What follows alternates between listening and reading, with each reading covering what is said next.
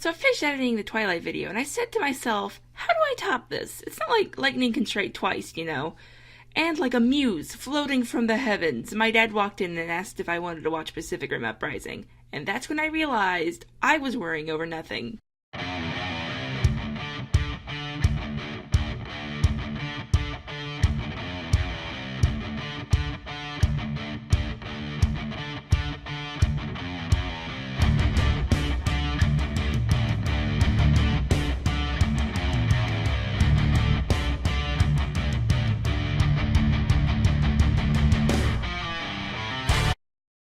So before I get into this movie and my choice words for it, let us go back to 2014. Pacific Rim. This movie, I gotta tell ya, this movie.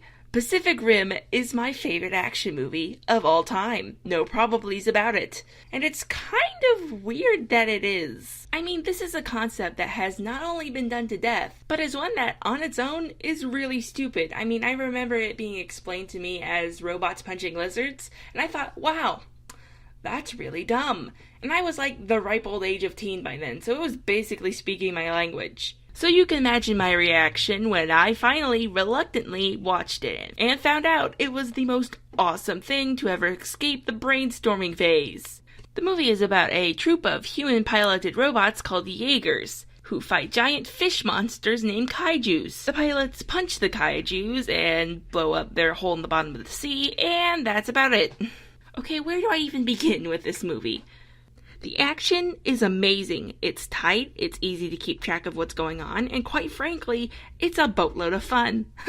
Get it? Because he uses the boat as a baton. Get it? Not only that, but the visual style it's using is very pleasing and unique. The story, while taking a backseat from the action, is quite robust, and does its job right. It's interesting enough from keeping me from screaming, "Get to the fight scenes already!" But not too interesting that it overshadows the action. Plus, the characters, while not as deep as, say, the Joker, are likable enough that I don't want to see them getting eaten by kaijus.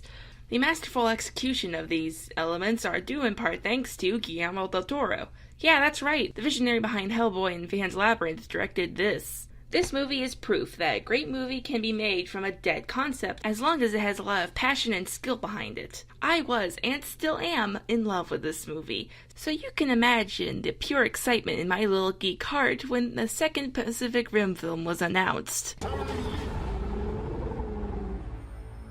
There are only a few times in which I have cried of joy, and one of the more prominent times was watching the Pacific Rim Uprising trailer. Yeah, that's not a joke, that actually happened. But alas, there was one fatal flaw on the onset. Maybe you could spot it. Let's see. Not seeing it? Let's scoot in a little closer.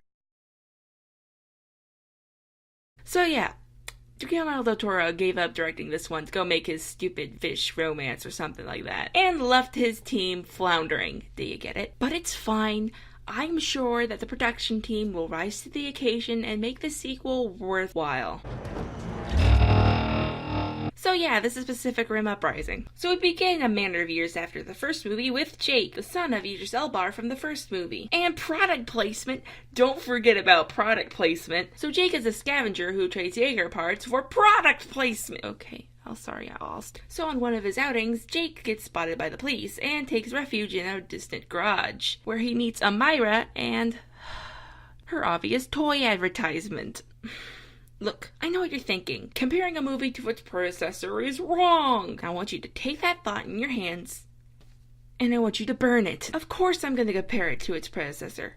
It's a sequel. If they want to capitalize on the first movie's name, then they better live up to it, or at the very least be willing to be compared to it. And let me just say this right off the bat, I am incredibly biased towards this movie. As I already stated, the first movie is my favorite action movie of all time. So I'm sorry if I seem a little bit unfair to this movie, but this is how I felt watching it, and that's what I'm going to express now.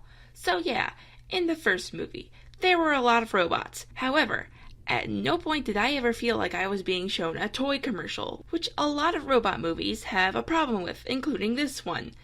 At one point in the movie, the girl is listing off all the robots, and everyone she came to, I could hear the little children beg for their action figures. Even the name of Amira's robot screams branding. Scrapper's not a toy, and she's not for sale. Get your action-packed Scrapper doll today. Whatever. So they both get captured by the police, and in order to not go to jail, John Boyega decides to go back to the Jaeger program along with Amira, who will be in training. We then get some returning characters from the first movie. Mako, Newton, the doctor dude. But do you know who's missing? Riley Beckett, the main character from the last film. Yeah, they never mentioned what happened to him. At least they explained that Idris Elba died. But I guess he's still alive since he's not on the sad death walls. So is he like running his chain of taco shops or something? So they poodle around the Jaeger facility for a bit while Myra meets her fellow trainees.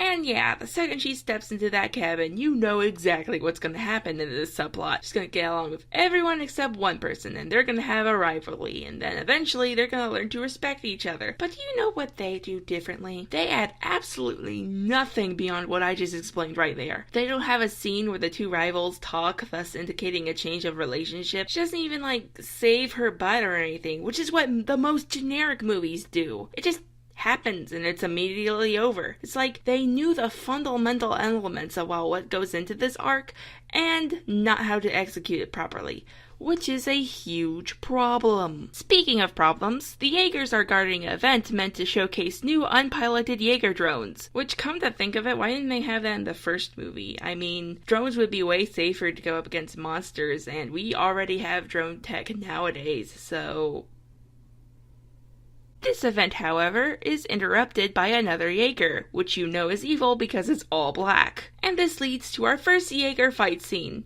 And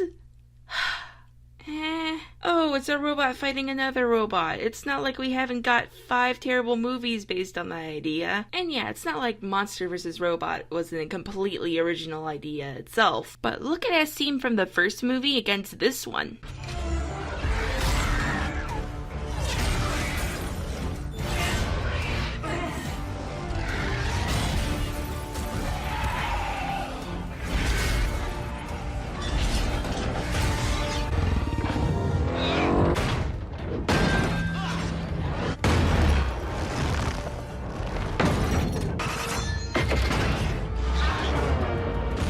Okay, well, for starters, it's at night, which hides the limitations of the CGI. While here, guys, we have to admit it sometime, we still can't do convincing daytime CGI. It's something about the way the glare is rendered, which makes it both uncanny and visually boring. Second, the first movie's fights had weight.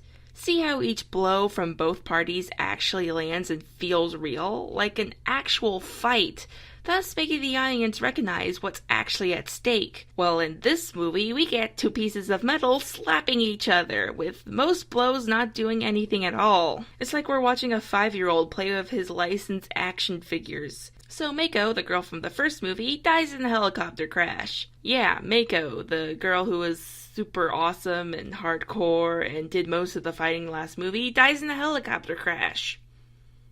So Jake is sad a bit, but not for too long. We find out that the bad Jaeger was actually piloted by a kaiju brain that was made synthetically, so they think that the person who was responsible was the rich lady who made the drones, but it turns out it was Newton, the comic relief from the first movie, who was being controlled by the kaijus.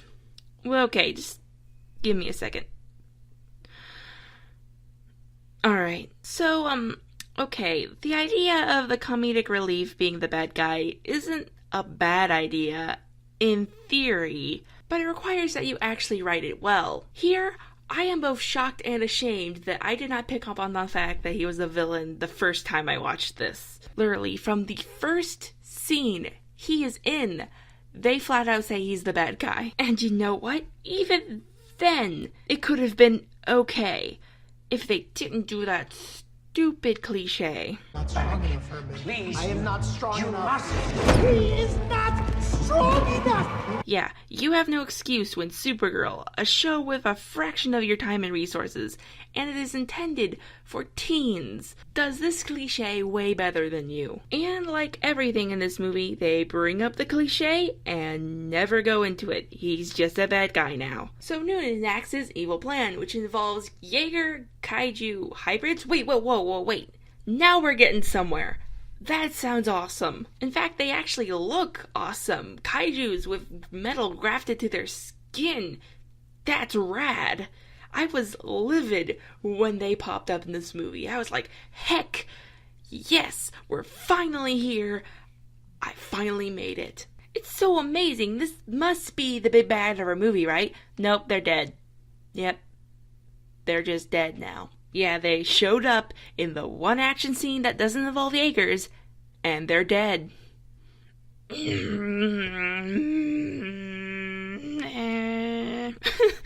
What is that sound I just made? Okay, fine. The super cool idea of monster robots isn't the opposing force. So what is? Oh, get ready for this awesomeness. 3 kaijus. Yep. You nailed it, guys. You raised the stakes by adding 1 more kaiju. So Jake, Amira, and the trainees fix all the rangers and they launch off into battle. What the hell? Okay, I'm just going to ignore that. So they're in Tokyo fighting the 3 kaijus. And it's okay, I guess. I mean, it has some good action moments and some bad ones. Again, going to ignore that. So they beat up on the kaijus when Newton does a thing and everyone just stands around while the 3 kaijus get turned into 1 big kaiju. At least I think. I have no idea what's going on here. So they gotta fight this big kaiju, and one of the trainees dies. Please do not ask me which one. I cannot tell you all my life. So the kaiju is trying to get to Mount Fuji because we find out that their blood reacts explosively to real earth minerals, and Mount Fuji is apparently Sam's Club in that regard. Seriously, they got like everything at Sam's Club. I'm not sponsored by Sam's Club or anything, I just love Sam's Club. So they have to stop the big kaiju from jumping in. Naturally, they lead the kaiju away from the city and Mount Fuji and beat it there. Just kidding, no. Jake and the Myra just blow it up with some help from good old Scrapper, only $19.99. Must be 18 or older to order. So they beat the big kaiju and Jake and the Myra play in the snow as if they had a relationship in this movie. And we get a last minute stinger that is flat out ripped off from another generic sequel. Next time, they won't need to worry about coming for us. Because we're gonna come for them. And you know what? All of this would have been slightly worth it, just so long as I can hear that awesome theme song in the credits section again.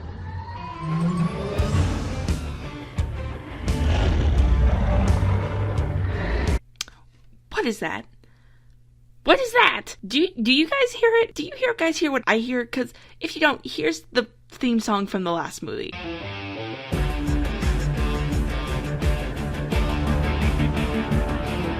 And here's a song in this movie.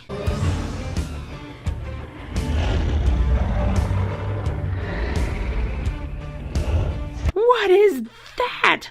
What's with like the bass? It's supposed to be an electric guitar, the most awesomest of instruments. This sounds like the song your local gym would use for their cheap advertisement. Not the most awesome theme of all time. And you know what? Why am I not surprised? This should have been exactly what I've expected. It's been basically like this entire movie. Look, this isn't the worst movie ever. It has some good ideas, and at the very least it wasn't offensive like that movie. But even though it's not the worst, it's certainly the most bland. It's like instead of finding a director to replace Del Toro, they just made a computer watch every recent action movie and write a script based on its data. I have a hard time thinking of things in this movie that weren't cliches. I mean, thing's got everything. You got the unlikely duo, the tragic backstory, the hero trying to live up to his parents' achievements, the friendship that was broken, the rivalry, the surprise villain, the loner with no parents, the tragic death scene, a love triangle, so bland, I do not know the name or basic parts of this lady's character, and so many quips. Look, I love quips as much as the next guy, but but each character has like 5 lines maximum when you remove all the quips and the shoot over there lines. And it's this blandness that makes me despise this movie more than, say, Independence Day Resurgence, because it came from a movie that took the simplest of concepts in the most tired of genres and made it into more than just another action movie. So having a sequel that goes out of his way at sometimes to make just another action movie is the worst insult of all.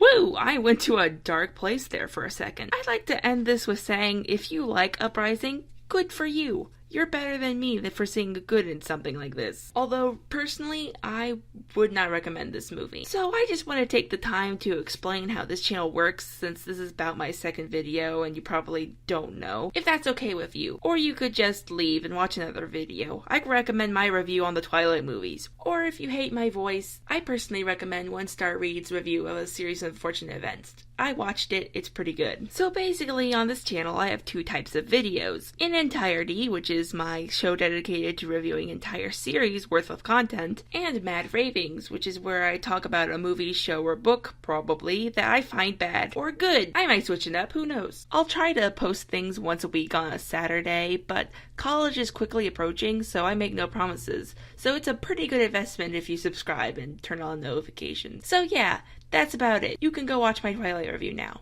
I think you're gonna love it!